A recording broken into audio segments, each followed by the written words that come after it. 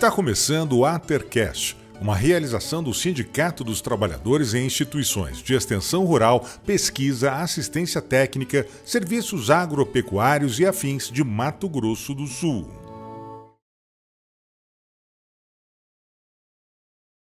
Olá pessoal, tudo bem com vocês? Esse é o Atercast, estamos no nosso 9º episódio, episódio especial hoje, episódio de aniversário de 1 ano desse projeto, né César? Que começamos lá em maio de 2024 e esse mês estamos inteirando 1 ano. Muito obrigado a todos aqueles que têm nos acompanhado. E por ser um episódio muito especial, hoje nós vamos falar de um tema extremamente relevante para Mato Grosso do Sul, né?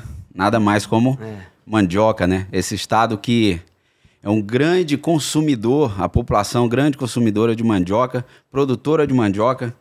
E hoje temos o prazer de receber 2 personalidades técnicas importantes do nosso estado. Queria uma salva de palmas para o Eduardo Aguiar, pesquisador da Graer. Obrigado. E o Cleiton Simão, lá de Naviraí. Colega nosso engenheiro agrônomo aí também, que temos o prazer de conhecer. Muito obrigado, viu, gente, por vocês estarem aqui. Hoje temos, assim, uma diversidade de assuntos para tratar relativo a uma cultura que oferece muitas coisas, não é verdade, gente? Genuinamente brasileiro, eu diria. Desde a domesticação. Muito bom, né? Muito bom. E assim, pra gente começar, quero só agradecer você de novo, meu amigo. Parabéns. Aqui. Eu não vou agradecer mais, Parabéns não, porque por um você já ano. tá aí direto mesmo, né? Então Lembrando a todos que já compartilhem esse vídeo com o seu produtor, para que a gente possa chegar a mais pessoas aí interessadas no assunto que é a mandioca de hoje. É isso aí, dá aquele like preventivo. Hoje é preventivo mesmo, tô falando no início, né? Já no começo, né? É isso aí. Muito bom. Pessoal, a gente, para começar, vou pedir para que vocês façam uma apresentação pessoal, da formação, da experiência de trabalho que vocês tiveram. E, Cleiton, eu vou pedir licença para você, para passar para o Eduardo, para ele iniciar, por favor. Fique à vontade, sinta-se em casa, tá? Toma café, coma chipa. Obrigado. Obrigado pelo convite. É uma surpresa saber que a gente está comemorando 1 ano de um projeto legal, né?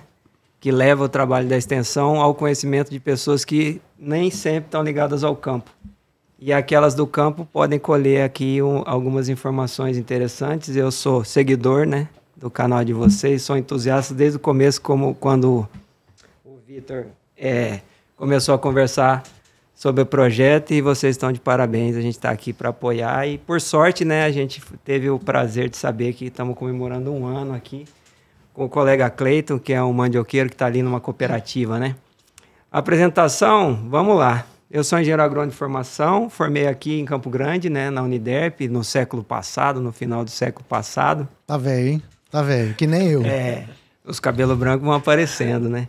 E aí tive a sorte de, no meu estágio supervisionado, e trabalhar com mandioca, com auro em Dourados, né? E lá começou a brincadeira. Eu me apaixonei pela cultura, entendi que é uma cultura importante, é uma cultura que tem coisas que as outras culturas não têm, como uma resiliência muito grande, a questão social e etc. E acabei me especializando. Fiz mestrado, né, em produção vegetal. Minha dissertação de mestrado é com mandioca no Instituto Agronômico de Campinas. De lá eu fui parar na Bahia, trabalhando num projeto grande de mandioca. A gente tinha 10 mil hectares de mandioca lá. Que região lá? Acho que até hoje ainda é a maior área plantada do mundo de mandioca, né? Onde que é? Região de Correntina. Correntina. De Correntina. E o pessoal do IAC também, os aposentados lá, eles eram consultores do projeto. Era um projeto que rompeu muitos desafios aí na tecnificação da cultura em larga escala. E aí de lá eu fui fazer doutorado, né? E aí continuei trabalhando com mandioca, né? Eu fiz na Unesp de Botucatu, terminei, fui trabalhar com orgânico, aí pronto. Aí acabei fazendo um pós-doc também, né? Novamente no Instituto Agronômico de Campinas. Estudei a parte energética da mandioca, né? O potencial energético. E aí fui dar aula, virei professor universitário, dou aula até hoje no programa de pós-graduação da Uniderp, né? Sou professor lá, tenho orientados e tudo. E aí, em 22, entrei na Graer, que foi uma alegria muito grande poder continuar trabalhando com a cultura que foi o meu norte, né, profissional desde o começo, né? E aí, pronto, aí eu me realizei, né? Porque a parte social é muito forte na Graer, né? e trabalhar com uma cultura que você pode contribuir para o desenvolvimento social das comunidades agrícolas, né? As comunidades tradicionais, né, César? A gente tem um projeto com a comunidade indígena. E estou aqui, né, para falar de mandioca e compartilhar o conhecimento que eu adquiri nesses anos aí. Fantástico, né? Muito bom. Experiência muito grande. É um prazer e uma satisfação a gente ter um profissional como você, Eduardo, no nosso estado. Obrigado. O estado eu falo nosso porque eu já me sinto sul-mato-grossense já tem um tempo. O estado que nos dá oportunidade, né? Quanto tempo você está aqui? 16 anos já. Já é sul-mato-grossense já. Acho que é o lugar que eu mais morei na minha vida. E assim, a gente sabe do seu trabalho, né? Somos colegas de trabalho e qual a capacidade que você tem, que trabalho que você tem feito aí. Obrigado, cara. Em desenvolvimento da cultura da mandioca e outras coisas aí. Né? É muito bom. O Cleiton é da cooperativa agrícola sul-mato-grossense, Copa Sul, sul-mato-grossense, né? E fala um pouquinho de você, cara, pra gente. Primeiramente, gostaria de agradecer o convite por estar presente nesse bate-papo. Para mim é o primeiro podcast que eu participo. A Copa Sul também lá atrás tentou organizar uma sala e começar a fazer esse bate-papo, mas devido a algumas mudanças da cooperativa a gente não deu sequência. Mas vamos lá. Então, sou Cleiton Simão Zembalho, sou engenheiro agrônomo, me formei na Unigran ali em Dourados em 2015 e de lá para cá eu comecei a trabalhar na área da mandioca na Copa Sul. Em 2017 entrei na Copa Sul, caí de paraquedas na cooperativa no setor de agendamento da fecularia Copa Sul. Um setor administrativo. Uma fecularia. Na fecularia. Primeiro na nossa fecularia. Hoje a nossa fecularia ela tem uma capacidade grande aí de 600 tonnes um dia. De lá para cá, eu fiquei 45 dias na fecularia e vim para o campo, assistência técnica. Aí eu me identifiquei com a cultura. 3 anos depois eu iniciei o meu mestrado, tive a grande honra de conhecer o professor Dr. Alencar Júnior Zanon, da Universidade Federal de Santa Maria, que é onde desenvolve um trabalho fantástico com a cultura da mandioca na região do Rio Grande do Sul, na região de Santa Maria e sua região.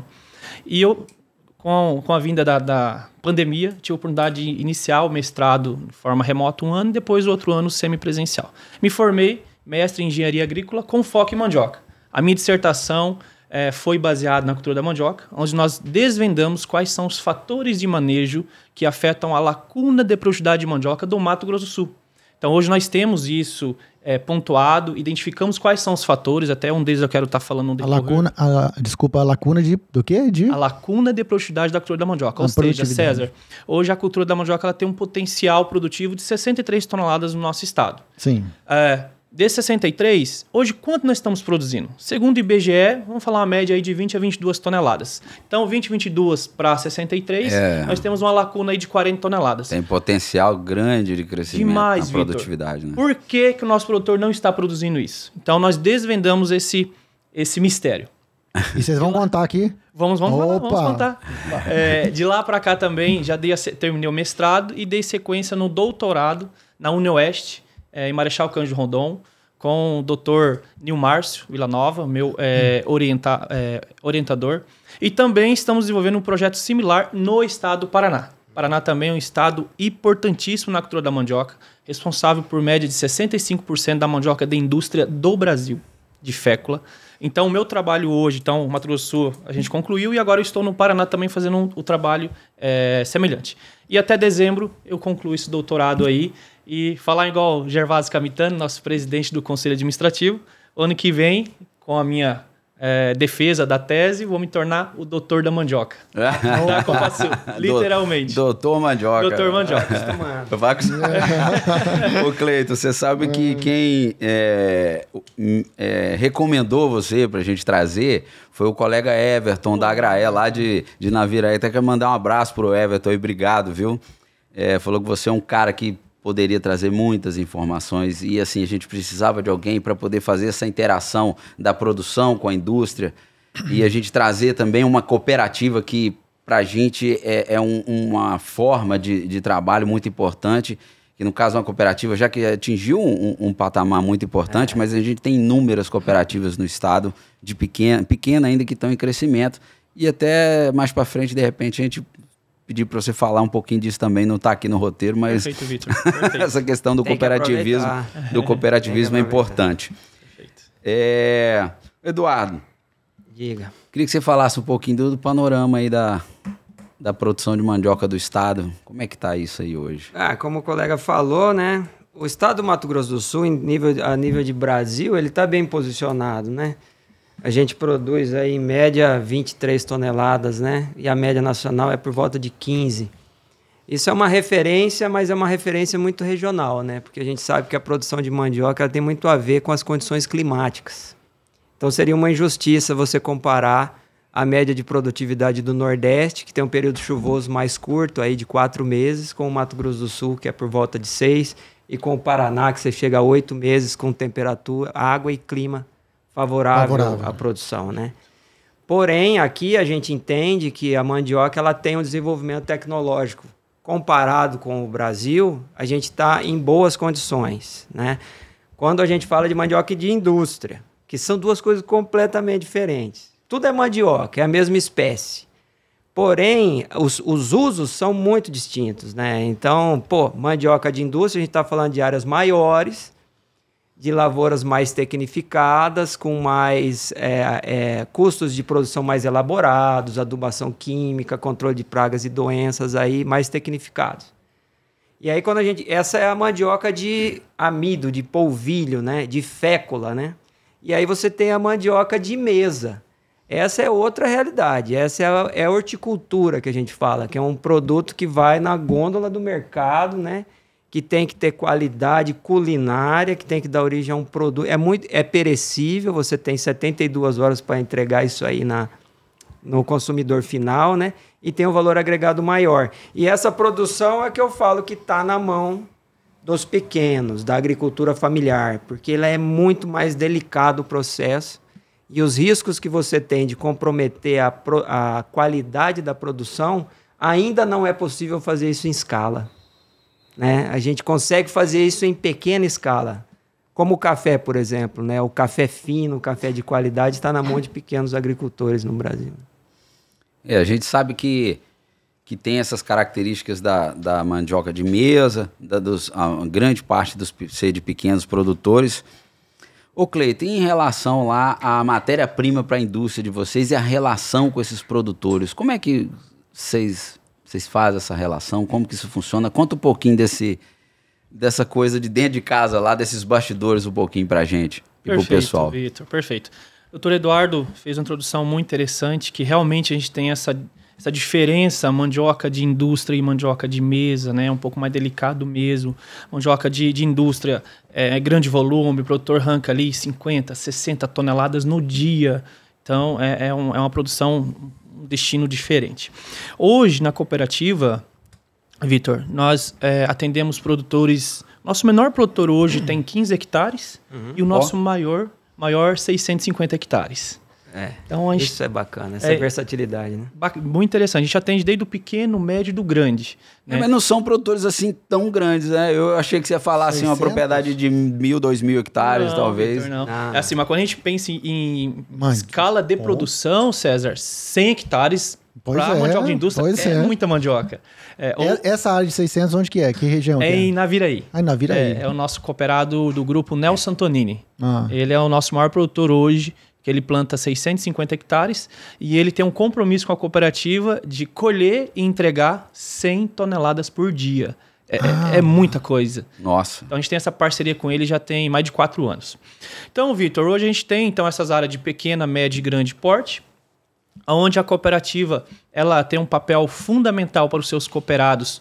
Pensando num círculo virtuoso, a gente tem um corpo técnico hoje voltado para esses cooperados, então a gente tem agrônomos nas unidades de negócio da cooperativa, em Naviraí, Deodápolis, Novo Horizonte, Angélica, Nova Andradina e Anaurilândia. Isso é o corpo técnico da mandioca, onde a gente dá esse suporte técnico, acompanhamento do plantio à colheita.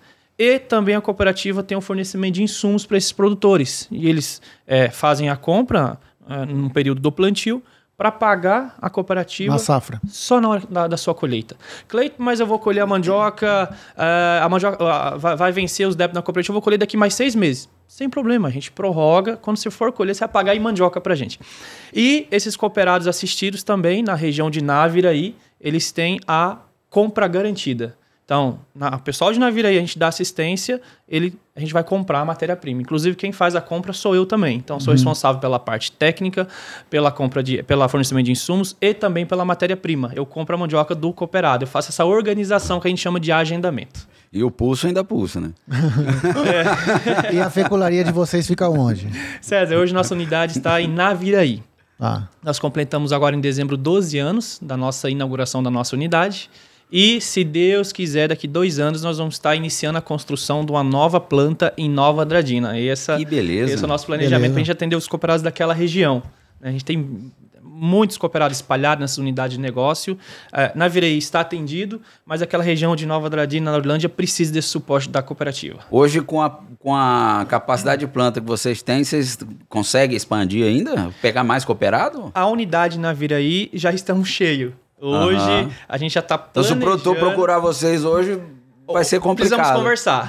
Vamos sentar e tomar um café, comer um pão de queijo. Bom, eles têm matéria-prima garantida. Garantida. Porque você tem que bancar Eduardo. a fábrica rodando o ano inteiro. Eduardo, isso foi uma questão, há 4 anos atrás, que nós sentamos, fizemos uma reunião, diretoria, nós estamos ocioso, não temos matéria-prima um ano todo. Aí chamamos alguns cooperados, alguns produtores e colocamos na mesa, produtor, precisamos manter a nossa fecularia, que cooperado todos são donos, é nossa. E aí?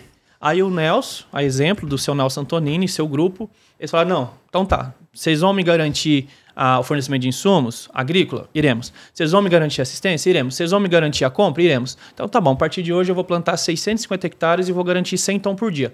Ufa, ficamos mais tranquilos. Então hoje a nossa capacidade estática, Vitor, é de 600 toneladas, capacidade real de 470 a 500 toneladas por dia de recebimento de mandioca fresca. Ô Cleito, você poderia falar pra gente um pouquinho sobre essa tomada de preço? Como que funciona isso, esse valores pago ao produtor? Certo, César. Aí que é uma incógnita. Por quê?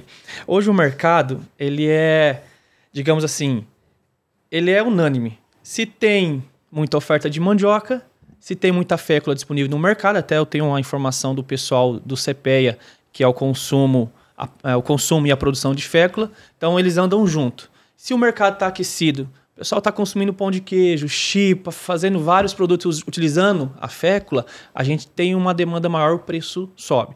Encheu de mandioca no mercado das indústria de mandioca de indústria, o preço cai. Então, o mercado ele é dito desta forma, a oferta e a demanda, né?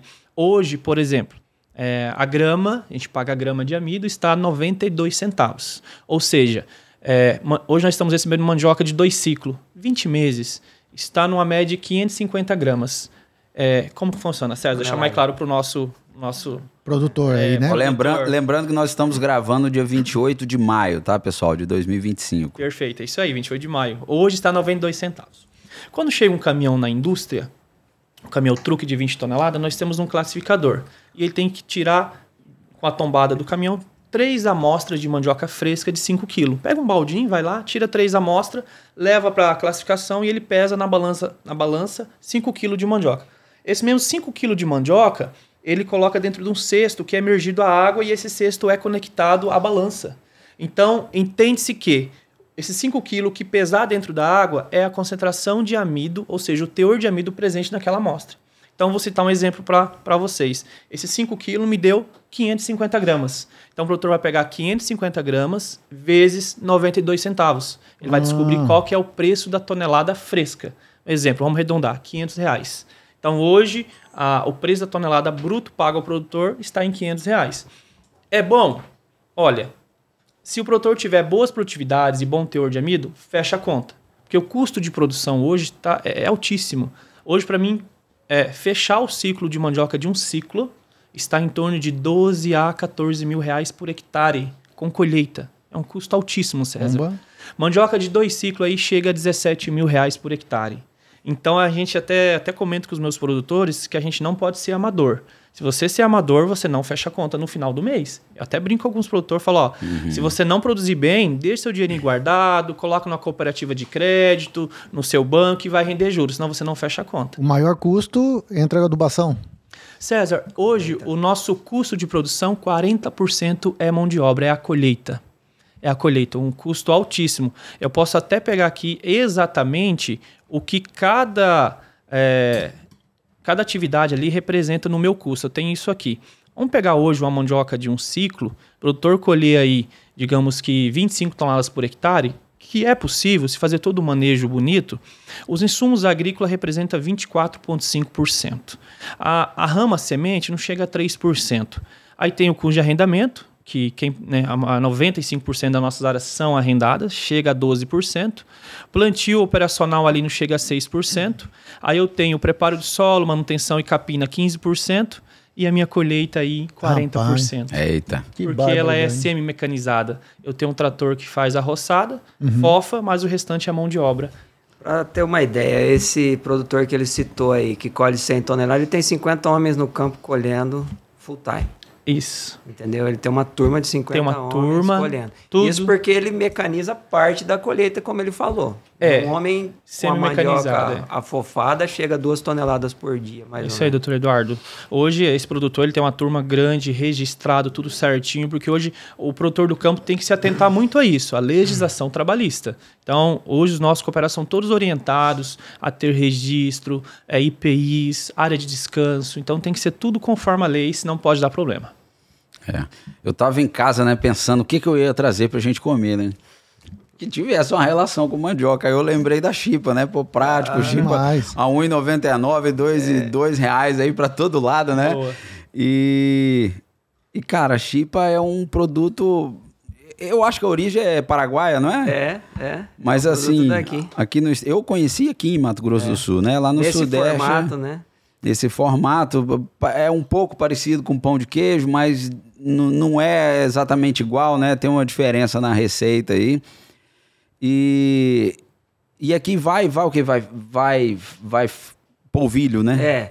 A gente fala, né? Tava comentando. Vou comer, tá? Pode comer, tá, gente? Enquanto o Eduardo fala, eu vou comer. A gente fala que é uma grande injustiça com a mandioca, né? Porque você tem um produto que a maior parte do que ele é feito é de amido de mandioca. Ou de polvilho, que também é amido de mandioca. E aí ele recebe o nome pão de queijo. Você entendeu? É como se você tivesse um bolo e desse o nome de cereja. Entendeu? Mas sem a fécula, sem o polvilho azedo que dá o pão de queijo, né? Você não teria nada disso, né?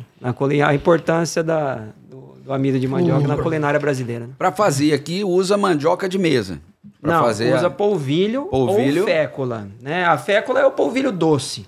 Né, que é o que a indústria que o Cleiton trabalha certo. aqui. Então nós temos variedades que são específicas para a indústria. Isso, exatamente. Ou mais adequadas, talvez. Isso. E outras para a gente comer a mandioca frita ou cozida lá. Ou na forma de massas e etc. Só para simplificar um pouco melhor para o nosso produtor, então, isso aí, doutor Eduardo. Para fazer fécula, a gente precisa de mandioca branca. A mandioca ela tem que ser branca para fazer a fécula de mandioca, né? Então, Cleiton, tem mandioca amarela. Não, ela dá um outro segmento de cor, a não ser aquela indústria que faz o famoso modificado, que coloca produtos químicos, né, para branquear, vai para outro nicho de mercado. Mas é por causa da cor ou tem outra característica? Cor, Vitor, porque a gente precisa extrair a fécula natural da raiz de mandioca. Então, essa chipa que nós estamos comendo, certamente ela é de fécula de mandioca, ou seja, para o produtor entender, o ouvinte aí, é o polvilho doce. Você vai na gôndola de mercado, é o polvilho doce. Já na linha do pão de queijo, já é o polvilho azedo. Que ocorre uma fermentação na indústria, às vezes fica ali no sol, né? Então tem essa diferença. Só que tem que ser mandioca branca. Mas eu posso consumir mandioca branca in natura? Eu posso pegar uma mandioca de indústrias? Tem muito essa pergunta. Isso. Posso comer essa mandioca branca? Aliás, era uma pergunta que eu ia fazer que um produtor perguntou lá. César. Não sendo mandioca brava, que hoje na indústria existe mandioca bravas ainda. Vou até citar algumas cultivares. O que é mandioca brava? Mandioca brava, Vitor, é uma mandioca que ela tem uma concentração de ácido cianídrico, é uma concentração acima de 100... 120, né, doutor? 120... ppm de HCN. Por quilo. O cianeto, que ele está falando, o ácido cianídrico, é um dos venenos mais potentes da natureza. É o cianeto mesmo. Aquilo, 1 grama de cianeto mata 1 quilo de peso vivo. Quem já leu o livro do Agatha Christie lá, e outros também, existia esse produto. O pessoal usava o cianeto. Usava. E a mandioca é uma planta cianogênica, ela produz cianeto, né? Só que as mandiocas que a gente utiliza para a mandioca de mesa, elas têm baixos teores de cianeto, de forma que é inócuo à nossa saúde. Agora, você pode ter mandiocas com alto teor de cianeto sendo utilizadas para a produção industrial, seja de fécula ou de farinha. Porém, no processo de produção da farinha e a fécula, ocorre a destoxificação natural da massa. E aí você pode oferecer tanto para alimentação animal, né, como para a indústria. E aí você come o polvilho, não tem problema nenhum, né? Não vamos pensar que comer polvilho vai se envenenar aqui, né? Seria uma variedade por esse duplo propósito, então. Tem isso já? Não, as mandiocas bravas, elas podem ser usadas para processamento industrial. Que no processamento ela é destoxificada. Sim. Agora, as de mesa não, todas são mansas, tem abaixo de 100, 120 ppm de HCN na raiz. Só pontuando então, César, temos mandioca branca de indústria que pode ser consumida in natura. A exemplo, cultivares que o produtor conhece, baianinha, IAC90, paraguainha, ela é focada para a indústria, para o acúmulo de amido e teor de amido, mas eu posso cozinhar e comer. Já essas duas que eu vou citar agora, tomem cuidado. Então existe uma cultivar bem tradicional do meio dos produtores que chama olho junto, ela é altamente tóxica, principalmente para bovinos, suínos, tá? Já vi produtor, às vezes bobia lá, dá uma planta para o porco, matou todo o porco do seu chiqueiro. Então, a olho junto e a B36, que é desenvolvida pelo IDR Paraná. Essas duas têm uma concentração de ácido cianídrico bem alto. Ô, Cleiton, mas tem um negócio que eu acho bem perigoso, porque o produtor, ele tem uma mania de quando ele viaja, me dá uma mudinha disso, me dá uma mudinha daquilo. Por exemplo, se o pessoal lá de Aquidauana, ou lá da aldeia, vai visitar na Viraí e encontra uma mandioca bonita dessa, ele vai pedir uma mudinha dessa. Perfeito. Aí ele coloca lá no campo. Você vê, tem um negócio, é perigoso isso, né? E aí, se ele não souber fazer, ele pode se intoxicar. César, eu até brinco, a gente recebe muita visita de estudantes, produtores de outras regiões. Até peguei uma chipa para falar o que eu quero, demonstrar que eu quero falar. Você não conhece, o produtor, se ele vê uma planta de mandioca, ele não vai saber se é brava ou mansa. Qual que é a técnica que eu brinco, e às vezes a gente brinca, mas é levado a sério. Arranca uma planta de mandioca, descasca ela e prova. Pega a mandioca e prova na boca, na hora. Se ela amargar, sentir assim uma leve dormência na língua, gospe. Você começar a ter um treco assim. Não, Vitor, não é tranquilo. É só assim, é só você não engolir. Por quê? Uma vez eu estava com um produtor na lavoura, o seu Gilson Risato, e nós não sabíamos que a B36 era brava. O cultivar chegou lá na região em 2019 para 20, e nós não sabíamos. Seu Gilson, mas aí, é brava ou mansa? Cleiton, eu não sei. Vamos fazer o teste? Vamos. Arrancamos uma planta, descascamos um canivete ali e mordi. Só que nesse intervalo eu falei, Gilson, é brava. Então, só que a gente continuou conversando algum assunto e eu fiquei ali mastigando e tal. Querendo, não, César, eu engoli um pouco da saliva com essa substância tóxica. Eu não morri, né? Eu tô aqui, graças a Deus. Porém, desculpa aí, telespectador. Ele enche o estômago e você fica soltando gases. Então, mesmo? Assim, nós... Não é agradável, então. Não é agradável, então... Nem um pedacinho. Prova e joga fora. Não, mas essa informação que você deu é muito importante, é utilidade pública. Utilidade pública. Prova, amargou, adormeceu a língua, gospe. Eu bobiei, fiquei, soltei gás e resolveu. Já a mandioca que não é brava... Mas hoje você não experimentou nada, né? Não, hoje eu tô livre. Só a chipa. É fechado aqui. Já a mandioca mansa, não tem esse ácido, então o produtor prova ela é doce. Você pode até engolir ali. Bom saber. A baianinha docinha, paraguainha. Essa é a técnica para você saber se a mandioca é brava ou mansa. Poxa, bom saber disso. É verdade. Rapaz, eu trouxe Eu tive a surpresa, Eduardo, de quando abriu as imagens que ia mostrar aqui, que você mandou a figura dessa mandioca congelada aqui, que é de uma produtora... Dona Nenê. Então, fala um pouquinho aí disso aqui. E coincidentemente eu tinha lá em casa dela. Tá vendo? Ó? Então, esse é o mercado que a gente fala das mandiocas de mesa, né? É um produto hortícola aí, e o Mato Grossense consome 24 quilos per capita ano. É 2,5 vezes mais do que o consumo nacional. Que barbaridade, hein? O sul-mato-grossense, ele come muita mandioca, né, de mesa. Porque esse aí é o principal acompanhamento do famoso churrasco de final de semana aqui. Né? Então, quem é de fora do estado e está vendo isso, aqui não se come churrasco com pão como em São Paulo, né? E a mandioca de mesa aqui, ela é amarela, né? 100% do mercado nosso é amarelo. E isso é um trabalho interessante, porque quando a gente fala de mandioca de mesa, a gente está falando de um universo de 98 agroindústrias no estado.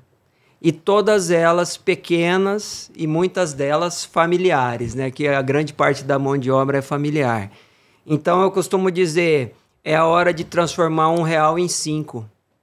Porque você produz a mandioca e ela tem um valor para você comercializar ela, por exemplo, na caixa, na Ceasa.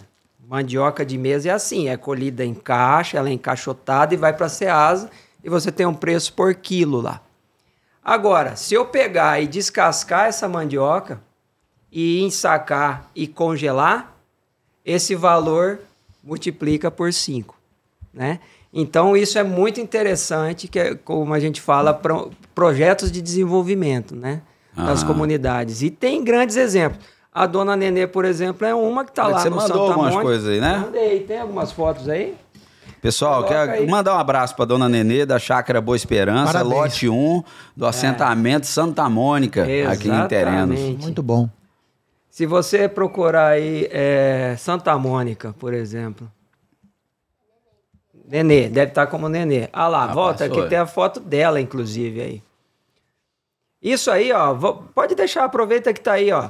Vejam como é simples. Isso Olha o Ezequiel aqui, ó. Ezequiel é extensionista da Agraer. Eu conhecia o trabalho da Dona Nenê. Ajudando a descascar a mandioca lá. Ele chegou lá e já pegou. Opa! Né? Acabou com o bom. O extensionista da Agraer é assim. Ele é envolvido no sistema, né? E aí, essa é a parte suja, que ela fica descascando. Aí, por exemplo, já é a lavoura. Tá vendo? Ó? Eles estão plantando aí um equipamento simples, né? Um tratorito. E aqui do lado tem uma lavoura plantada. Passa mais uma... Aí é uma visita, o pessoal do MAPA, né? Tava por aqui e foram ver a... Ministério da Agricultura. Exatamente. E aí eles foram ver...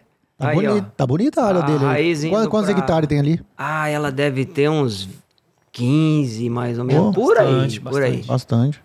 Eu acho, né? Aí, ó, tá vendo? Ó, essa aí é a mandioca descascada, entregando para as escolas, né? E aí, esse é um projeto da Agraer, que a Agraer dá a parte da agroindústria. Inclusive, a esposa do Vitor trabalha na Agraer também, né? E ela trabalha com a parte da agroindústria, né? A Mariana. E aí, a Dona Nenê aí, ó. Tá vendo, ó? Mulheres no campo pra valer mesmo, né? Então, esse é um dos exemplos. E como ela, a gente tem... Aí, ó lá, ó. Mandioca congelada, amor. Aqui o produto, né? O colega encontrou lá o Vitor e trouxe, ó. Pacote de 1 quilo. Eu tô achando que foi a Mariana que levou esse pacote. Provavelmente. Claro, né? Se as indústrias que ela... Ô, Eduardo... Que ela assiste, né? Essa colheita deles lá, eles fazem como? É familiar mesmo? Manual. É familiar? É. Porque assim, ó, mandioca de mesa, a colheita, ela é... A área colhida, ela tem uma relação direta com a tua capacidade de descascar. Isso. Então, por exemplo, uma pessoa bem treinada descasca 10 caixas de mandioca, certo? 10 caixas de mandioca vezes 20 quilos, você está falando de 200 quilos de mandioca. Então, se eu tiver 10 pessoas descascando... Isso dia, você está falando? Por dia. É muita coisa. Então, se eu tiver 10 pessoas descascando, eu vou ter que tirar lá o quê? 10 toneladas, né? Não, 2 toneladas de mandioca. E ainda não inventaram alguma coisa que faz descascar de uma forma mais mecânica e barata? Mas esse é um produto que tem uma relação direta com o consumidor. Ele rejeita produtos com defeitos, né? Como eu falo que é um produto de hortícola, é igual fruta. Fruta, se não tiver bonita na gôndola, por exemplo, tomate, pode pegar qualquer outra fruta. Se não tiver bonita, a dona de casa não leva. É a mesma coisa isso aí. Então, esse produto que vai no churrasco, então tem que cozinhar, tem que dar uma massa macia, aquela famosa mandioca que derrete, né? E para ela manter essa qualidade lá da lavoura até no consumidor final, ela é tratada de maneira muito delicada. Então é uma colheita manual, ela é encaixotada, ela não sofre impactos e o descascamento é manual. Então, mas esse descascamento mecânico, então, não deu certo. Então, tem, mas não funciona não contento. Funciona. A gente não tem exemplos de nenhuma agroindústria que descasca eu nunca vi. mecanicamente. É por isso que eu tô perguntando, nunca vi, cara. É uma máquina que não chegou lá ainda. Um dia eu acho que creio que chegue, mas a tecnologia disponível hoje não consegue, porque a mandioca é muito irregular. Você tem mandioca comprida, grossa, fina, torta. E aí é difícil ela chegar num produto assim. E na mão o cara você não consegue padronizar esse trabalho, exatamente, né? E descascado na mão ela fica lisinha, né? Fica bonita, né? Doutor Eduardo, fazer um aspas. Quando eu fiz meu mestrado no Rio Grande do Sul, rodei algumas áreas de produtores e eu fiz essa pergunta, né? Por que no pacote estavam as raízes inteiras? Raízes grossas, mandioca branca. Já no Rio Grande do Sul consomem mandioca branca. Interessante. E nós aqui, né, eu prefiro mandioca amarela, muito mais saborosa. Falei, por que vocês não cortam no meio, né? Não, o cliente, o consumidor, ele não gosta da mandioca cortada ao meio. Falei, caraca, nós vamos no mercado hoje comprar, você vê lá, as mandioca cortada ao meio, né? Mas realmente tem que ter essas aparências, né? O consumidor olha. Isso é uma característica regional do consumidor, né? Interessante. Você falou que da mandioca branca, de onde eu vim, ninguém conhece mandioca amarela, praticamente. No Rio, Sudeste, de uma forma geral. Rio Grande do Sul, muita mandioca branca. Tem outra também. Se você olhar o litoral de São Paulo, você vai comer a mandioca, a gente chama de palito, mas na verdade é a estaca. Ela é esse produto aí pré-cozido. Então ele é assim, é essa mandioca cortada em estacas para dar o tamanho que concorre diretamente com a batata frita. A gente vê muito lá. Só que ela é pré-cozida. Ela dentro da indústria ainda. O dono da venda, do barzinho e etc., ele já compra o pacotinho de meio quilo. Tira gosto. Prontinho, tira gosto. Ela é pré-cozida e aí ele só abre o saquinho e coloca para fritar e serve. Porque esse cozimento é muito rápido. Você não cozinha ela até ela ficar mole, como a gente está acostumado na mandioca cozida, a mandioca do churrasco. Você cozinha ela até ela ficar um pouquinho dura. E aí ela termina de cozinhar na fritura. O litoral paulista todo consome. Não, no Rio é assim, é frito. Minas tem muito também frito. Deixa eu só voltar naquele assunto da produção, principalmente quando você falou da colheita, que é 40% do custo. Então eu vim conversando essa semana com bastante produtores, né, que tinham uma área grande na minha região de mandioca e hoje em dia diminuíram bastante a área. E foram unânimes em falar, dentre outras coisas, não vou comentar mais para frente, mas eles falaram que a mão de obra, o serviço para ele aumentar a área dele está muito difícil. E o pessoal lá da região de vocês do Sul, quem tem mandioca de mesa, também estava falando que a mão de obra, hoje em dia, está todo mundo direcionado para a indústria. Então eles conseguem aquela grande quantidade de mão de obra para a indústria, mas quando eles precisam ali para a mesa, diz que não consegue gente para trabalhar. Eu não sei se isso de fato vem acontecendo ou é só na minha região que está diminuindo, parece, a produção de mandioca de mesa. Isso pode ser considerado um dos principais desafios? Um gargalo, Victor, é um gargalo do nosso setor. Na área da mandioca de indústria, existe mão de obra, só que assim, a gente percebe que tem essa dificuldade. Até hoje eu estava conversando com um produtor nosso lá, falou, Cleiton, estou com dificuldade de arrumar turma para colher. Turma, tudo regular, registrado. No setor da mandioca de indústria, precisamos da tecnificação. Precisamos de uma máquina realmente pronta, que esteja apta à colheita mecanizada. A exemplo do setor da cana. Olha de lá para cá como que evoluiu. Antigamente queimava-se cana só no facão. Então a gente precisa dessa tecnificação, César, porque é um volume muito grande, né? A gente fala aí de um produtor que arranca aí, média, um produtor que manda uma carga para nós lá. É 20 mil quilos, é 20 toneladas. É bastante coisa já num dia, né? E é um serviço pesado, né? Não é simplesinho de fazer. Não é simplesinho. Eu quero colocar uma reflexão aqui. Por exemplo, nos custos que o Cleiton apresentou pra gente, de 12 mil o custo, né, da mandioca, ele está tendo que produzir 24 toneladas para pagar a roça, certo? Então, vamos supor, ele plantou uma lavoura de indústria, ele produziu 24 toneladas a R$500 a tonelada, certo? Ele pagou a conta. Tudo que ele produzia a mais é o lucro dele. Então o lucro dele depende desse extra de 24 toneladas. Então se ele chegar em 30, ele ganhou 6 toneladas por hectare, certo? Ele ganhou R$3.000 por hectare. Agora, quando você fala de mandioca de mesa, você tem um mercado de um produto que tem maior valor agregado, certo? Então, a minha relação... Mesmo in natura? Mesmo in natura. Ela custa mais caro. Mesmo inteira, sem congelar, sem descascar? Normalmente é 4, 5 vezes o preço da mandioca de indústria. Sim. Então, isso acaba compensando essa mão de obra no campo, né? Então, como você tem um produto que vale mais, você tem condições de pagar mais. E se você pensa no sistema de produção familiar ou em cooperativas, vamos pensar assim, que por mutirão, um colhe a roça do outro, você acaba diluindo esse custo, né? E aí ela se torna viável. Por isso que tem esse tanto de agroindústria de mandioca aí, funcionando de forma independente e a Agraer trabalhando. A gente trabalha com assistência técnica, o César é um que trabalha com mandioca, ajuda, e a Agraer dá uma ajuda ali para montar a fábrica, conseguir o selo, rótulo, as características da fábrica, e o produtor segue, porque o negócio é bom, entendeu? Agora, você pega a mandioca de indústria, é uma commodity, depende do preço do dólar, do mercado interno, então existem flutuações ali que são muito mais... A gente não consegue controlar, né, Cleiton? Você não consegue controlar o custo da fécula. Hoje, doutor Eduardo, a concorrência maior do Brasil hoje é a fécula da Tailândia. Pensando na linha, nós vamos chegar, acredito lá, questão de exportação. Não, pode falar. Já pode mandar ver.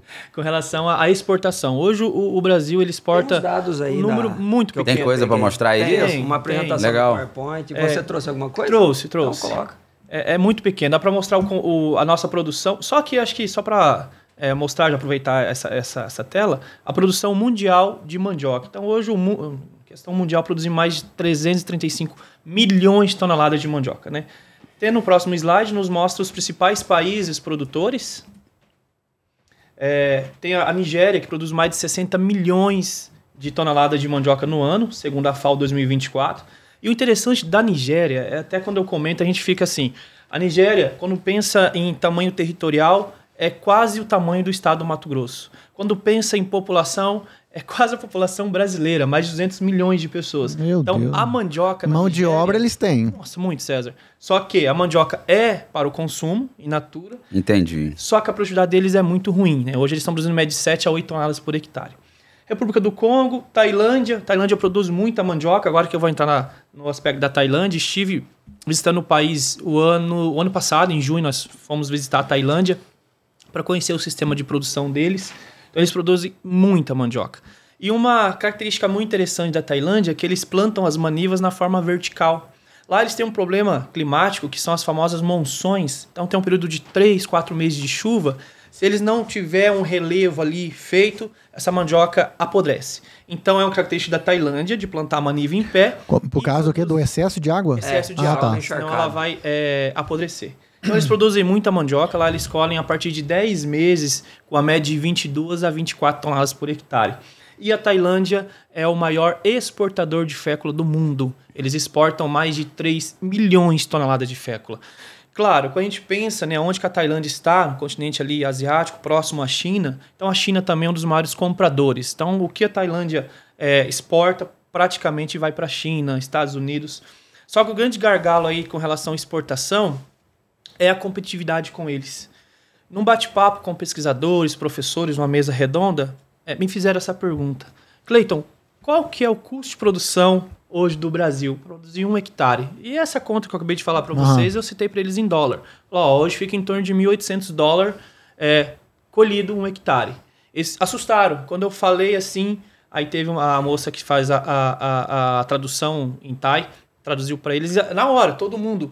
Uau, custo muito alto. Lá eles produzem por menos de $1.000. Porém, a nossa produtividade com relação a deles, né? Eles produzem mais que nós, né? Uhum. Hoje o Brasil, média Brasil 15, lá eles produzem média 20, 22, né, doutor Eduardo? Não, então a gente sai atrás das duas coisas, tanto no custo de produção quanto na produtividade. Sim, Vitor. Então eles estão ganhando pelo acesso ao mercado e custo de produção. E o que você atribui a quê?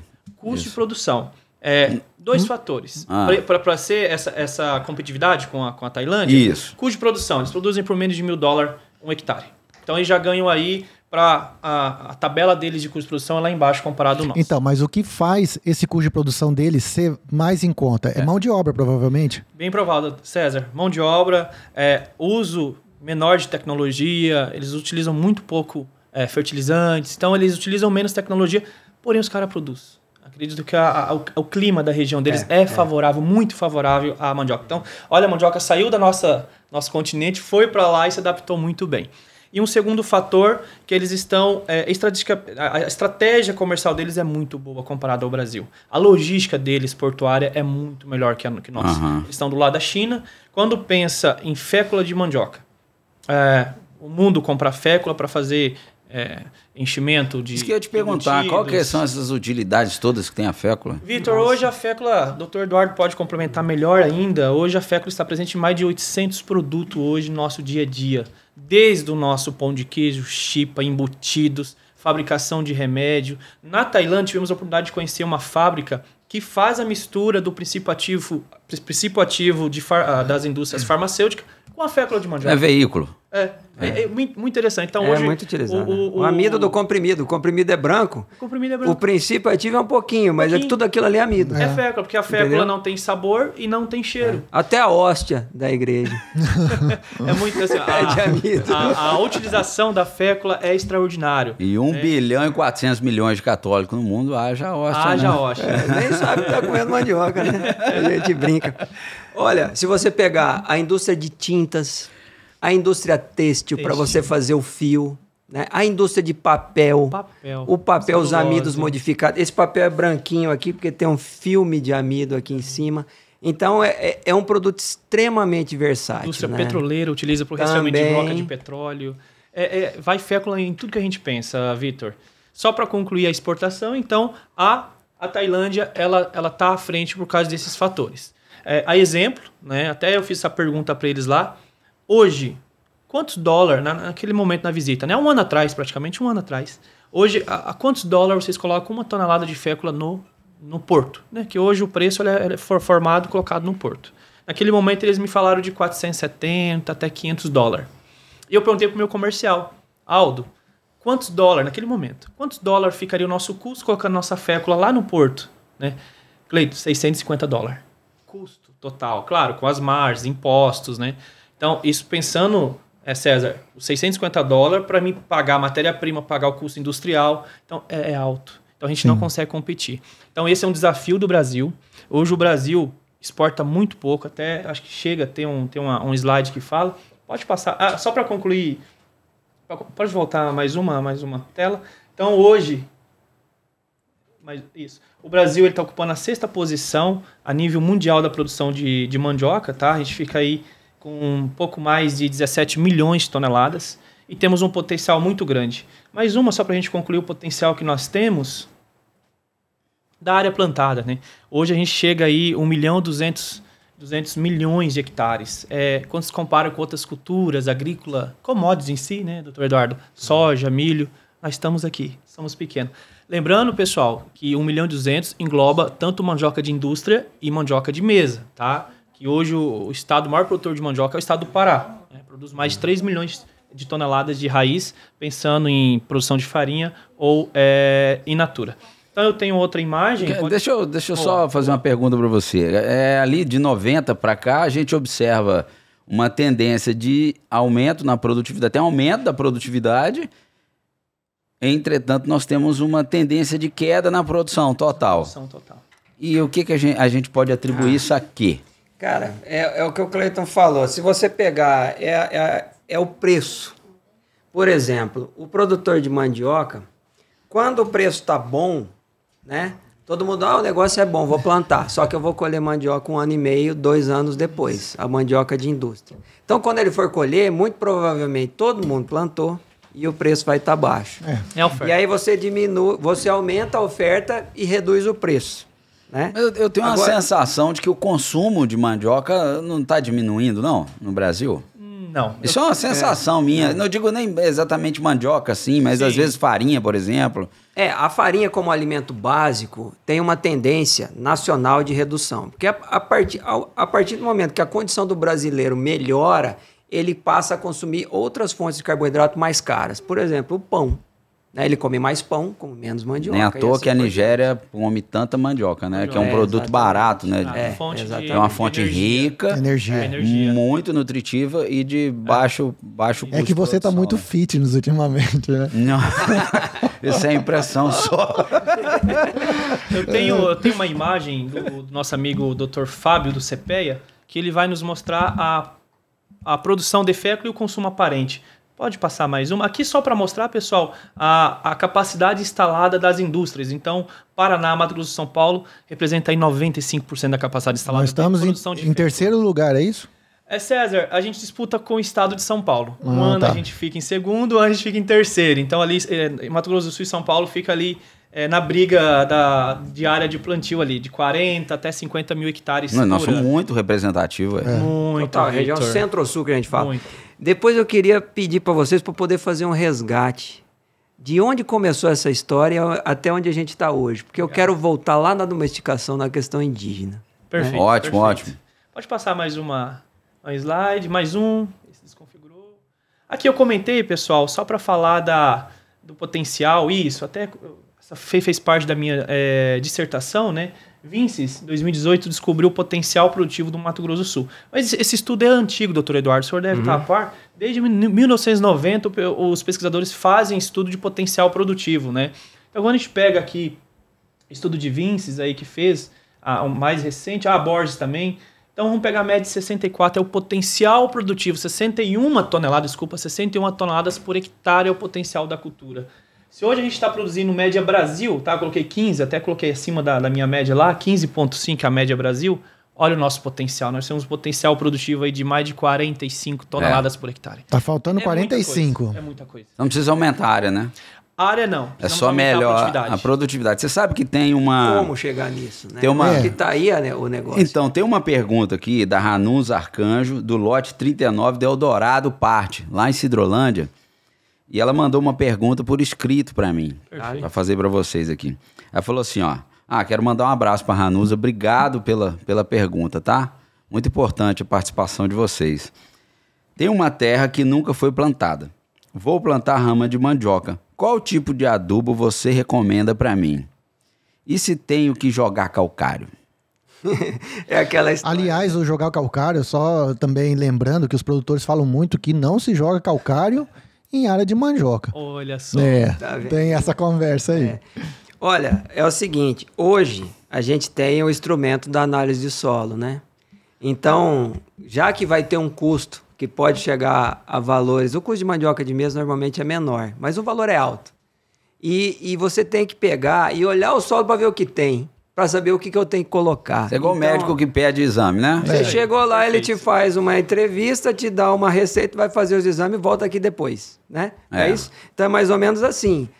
O que a gente recomenda? Procura um técnico da agrária no município, ou pode ser da iniciativa privada, não tem problema nenhum. Faz uma análise de solo e a gente vai fazer uma recomendação acertada, mais econômica possível, para ela não jogar nem a mais, para gastar mais dinheiro, e nem a menos para não deixar de produzir o que ela poderia produzir, né? E aí quem vai dizer se tem que jogar calcário, qual adubo e quanto de adubo, é a análise de solo, né? Então a minha dica para ela é Mas só para desmistificar isso aí. Então, responde aí pra gente, coloca calcário em área de mandioca ou não? Depende da análise de solo. Não. Se houver necessidade, vamos dizer, vamos Justificar. dizer que se for qualquer outra cultura estaria precisando aí de 2, 3 toneladas. Sim. Mas o produtor fala, não se põe calcário em área de mandioca. Temos que desmistificar. Temos que, se a análise pedir, temos que colocar... Responde lá para eles. Produtora, temos que colocar calcário sim no seu sistema produtivo. O calcário... Sempre que houver necessidade. Boa, doutor Eduardo. O calcário é fonte de cálcio e magnésio e ele vai neutralizar o meu alumínio do solo. Alumínio no solo é muito tóxico somente para a disponibilização de outros nutrientes, a exemplo de fósforo. E também ele vai atrapalhar as raízes ali de absorver os nutrientes disponíveis na solução do solo. Então, César, sim, calcário não apodrece mandioca. Porém, importante. Tem um recado. Nunca acima de 2 toneladas por hectare, por causa da disponibilidade de zinco. O zinco, que também é um elemento importante, que é pobre no solo de cerrado. Se eu colocar muito calcário, vai faltar zinco. Bom, aí ela sai toda pintadinha. A não ser que ele usa depois alguma coisa foliar, né? Eu recomendo depois, é uma boa observação, doutor Eduardo, eu recomendo depois a utilização de sulfato de zinco, a parte foliar. Porque em cima de algumas análises de solo, que a nossa região lá de Naviraí, Itaquiraí, Juti, os nossos solos são bem pobres, né? Então, às vezes eu pego a análise de solo de 0 a 20... Eu sendo técnico, em cima da recomendação, em cima da saturação, me dá uma recomendação de 6 a 7 toneladas por hectare. Claro, se eu for fazer uma mandioca de um ciclo, eu reduzo um pouco ali. Mandioca de 2 ciclos, o produtor quiser investir, falar, Cleito, aqui depois vai ser uma pastagem, então eu já vou investir pensando na minha pastagem. Sensacional, fica perfeito. Uhum. Vocês falaram aí, falou de manchinha, né? E tem uma pergunta aqui, até tem foto, o pessoal poderia mostrar, do Altair. Quero a foto de uma mandioca com doença. Essa aí, ó. Isso aqui, essa foto, Eduardo, é do produtor Altair, da chácara 3IPs do assentamento Alambari Cuti. E ele mandou fotos de mancha da mandioca que fica preta por dentro e até apodrece. E aí ele perguntou o que pode ser isso, o que está acontecendo. Eu imagino que esse tipo de coisa também deve prejudicar bastante a produtividade, com certeza, além do manejo de fertilidade do solo, né? Então, dizer exatamente o que causou isso aí é muito difícil, né? A gente precisaria ir ao local e identificar o agente causador dessa lesão, né? Porém, a gente pode dar algumas alternativas ali. Como é um buraco, ó, provavelmente aquilo ali foi feito por algum inseto, alguma praga de solo, que fez um buraco ali, uma broca, por exemplo. Ele faz uns caminhos aqui, né? Então, e aí ele começou a se alimentar da raiz de mandioca, né? Aí o que ele deve estar preocupado? Como é que eu resolvo esse problema? Esse problema, como é uma praga de solo, dependendo do nível de infestação que tiver, ele não tem como resolver com, por exemplo, inseticidas e etc. Ele tem que partir para a rotação de cultura. Porém, precisa avaliar se isso é eventual, né? Ou se está comprometendo a produtividade. Se estiver comprometendo a produtividade ao ponto de não compensar os custos, ele deve fazer a rotação de culturas. Descansar um pouquinho essa área para depois retornar. Ele planta mandioca em outra área e planta outra cultura ali. Outra cultura, ou feijão. Que de preferência que não seja da mesma família, né? E aí ele escapa disso aí, né? Olha, hoje é um dia especial, estamos comemorando 1 ano de Atercast, né? E temos música, César. Será que vai dar tempo? Não, vai dar, tem que dar, ué. Tem que dar, ué. Você acha que eu vou perder a oportunidade de você estar aqui e não tocar alguma coisa então, aí pra gente? Vamos tocar essa aqui, então. Eu sei que você se preparou por mais ou menos uns 3 minutos para trocar essa música. Então vamos lá, enquanto isso... o Eduardo tá correndo, tá? Eduardo, a gente sabe que ele é músico, é roqueiro dos bons. Toca até em banda e não quer. Se vocês quiserem ir comendo enquanto isso, vamos fazer uma moda. Vamos um café aí, pessoal. Aproveita o intervalo. Tá bom. Vamos tomar café. Vou botar aqui. Enquanto esse velho trem atravessa o Pantanal, as estrelas do cruzeiro fazem um sinal de que este é o melhor caminho pra quem é como eu, mais um fugitivo da guerra. Quem sabe canta. Enquanto esse velho trem atravessa o Pantanal, o povo lá em casa espera que eu mande um postal dizendo que eu estou indo muito bem, vivo, rumo a Santa Cruz de la Sierra. Enquanto esse velho trem atravessa o Pantanal, só meu coração está batendo desigual. Ele agora sabe que o medo viaja também sobre todos os trilhos da terra. Enquanto esse velho trem atravessa o Pantanal, só meu coração está batendo desigual. Ele agora sabe que o medo segredo viaja também sobre todos os trilhos da terra. Uma Santa Cruz de la Sierra,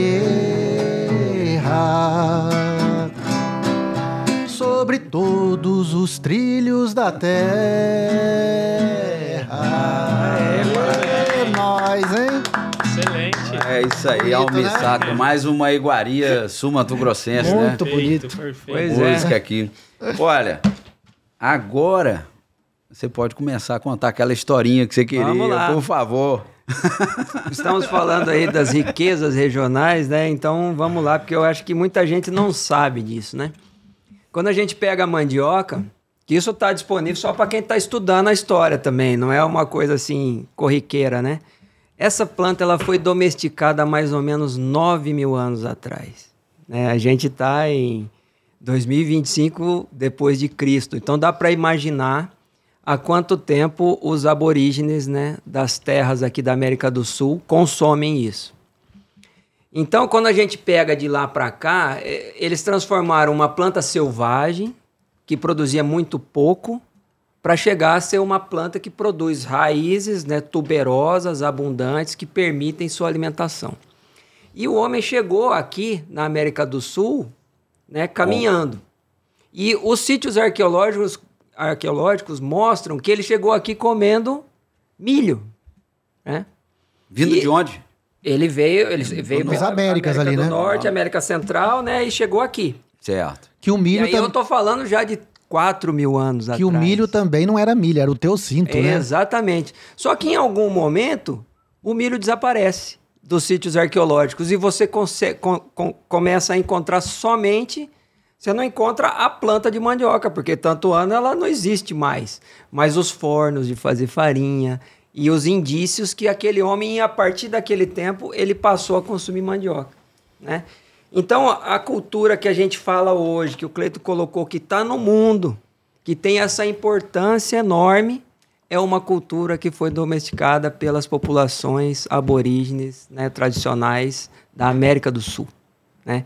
Quando os portugueses chegaram aqui, encontraram um povo saudável, forte, bem nutrido, né? E comendo muita mandioca. Que E beleza. aí isso ganhou o mundo. Então, quando a gente tem trabalhos que a gente, como esse que a gente tem junto com o César, né?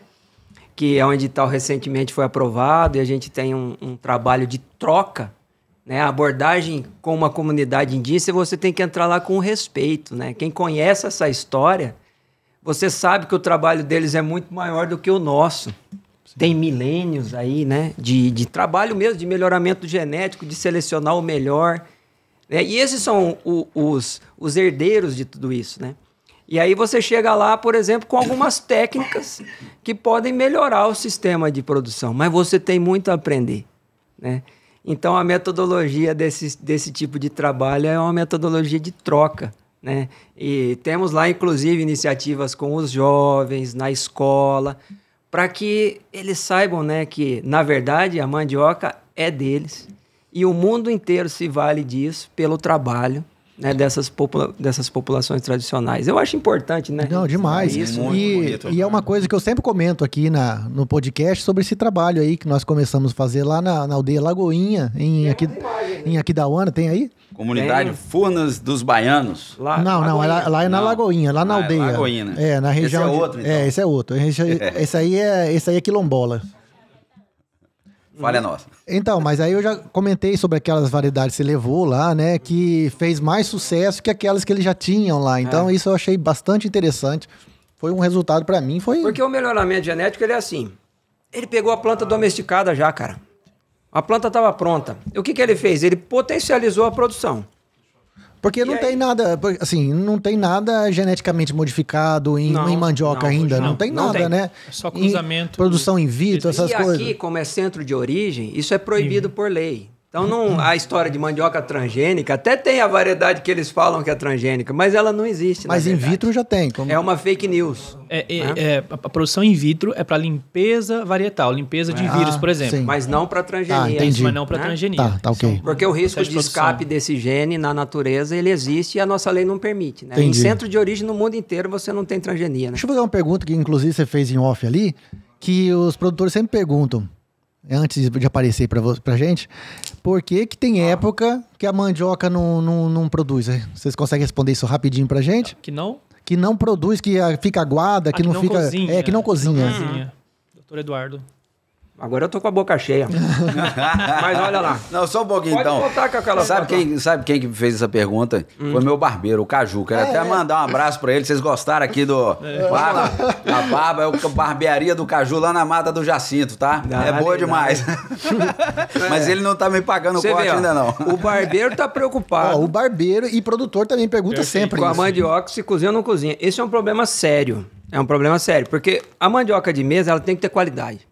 Porque se ela não cozinhar, você pode até comprar, mas você vai ter que jogar no lixo, né?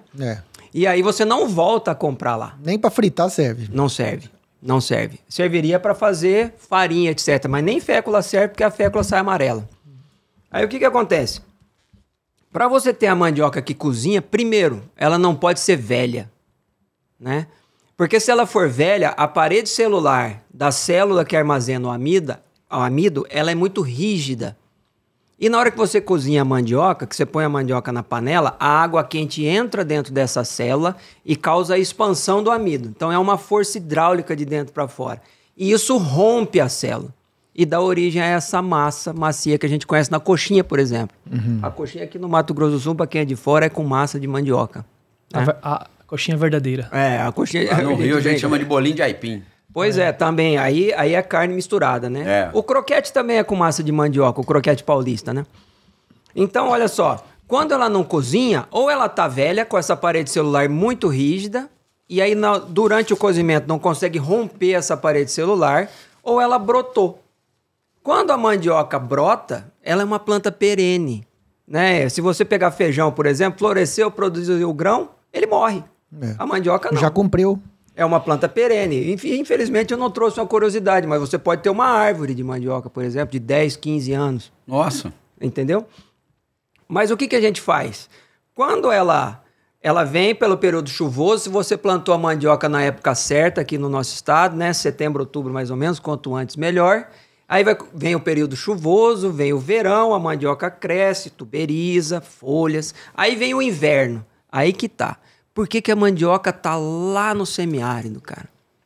Porque quando chega a seca, ela derruba todas as folhas. Põe todas as folhas no chão e ela entra em dormência, né?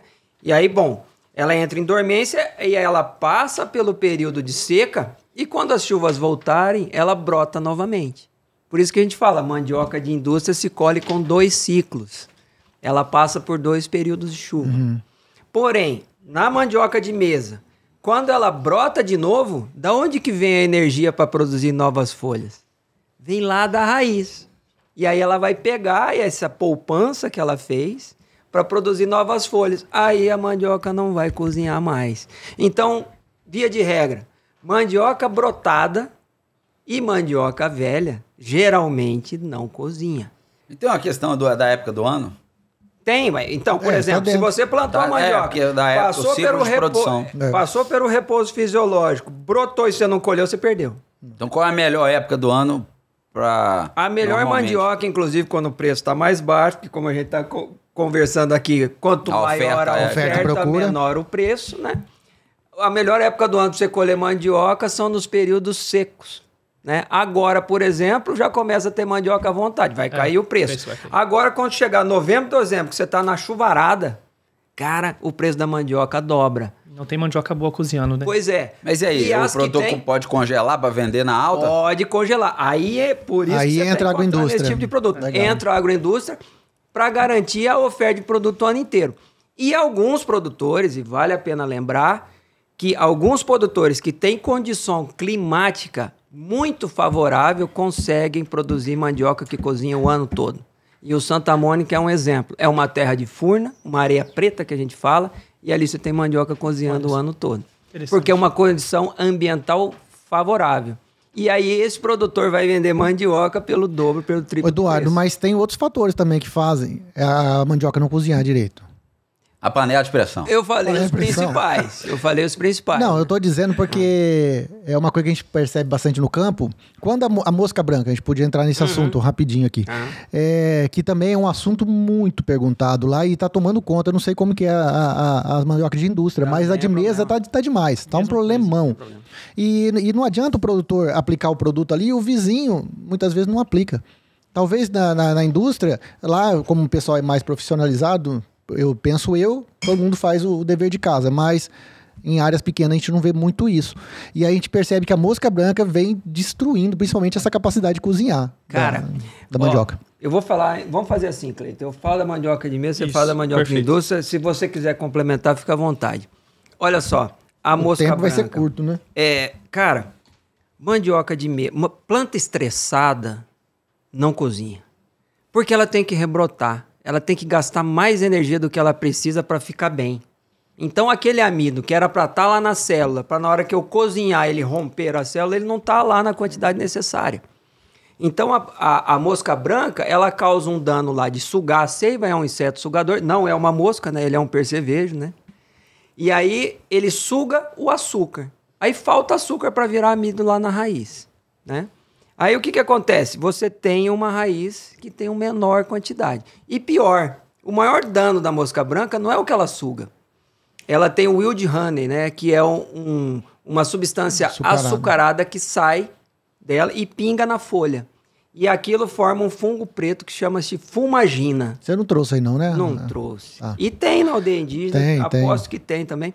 E aí, esse fungo preto aí é como se fosse um sombrite em cima da folha. O sol não consegue entrar para produzir mais açúcar.